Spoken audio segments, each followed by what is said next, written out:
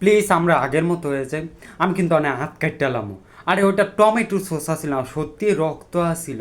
আরে আরেক মায়ের লগে ঘুরতে গেছি দেখে কি হয়েছে, ভালো তো তোমার এই বাসি না।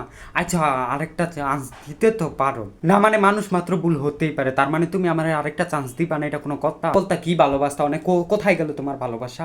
দেখো, আমি তোমার সাথে চিল্লিও করতেছে না আর কিছুও করতেছে না, আমি জাস্ট তোমার গলার শব্দটা শোনার লাইকা।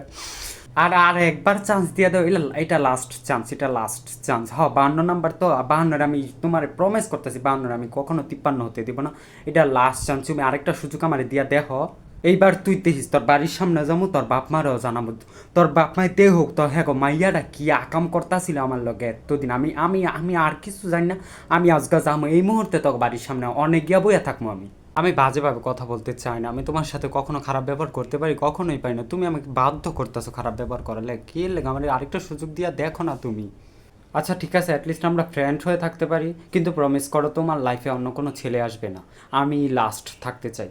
দেখো, সব ভালোবাসায় ঝগড়া থাকে, তাই বলে তুমি আমার আরেকটা চান্স দিবা না? নাকি তুই আমার সারবি, তুই আমার সারবি? এবার আমি আরো খারাপভাবে কথা কম, দেখ তুই, দেখ তুই, দেখ তুই।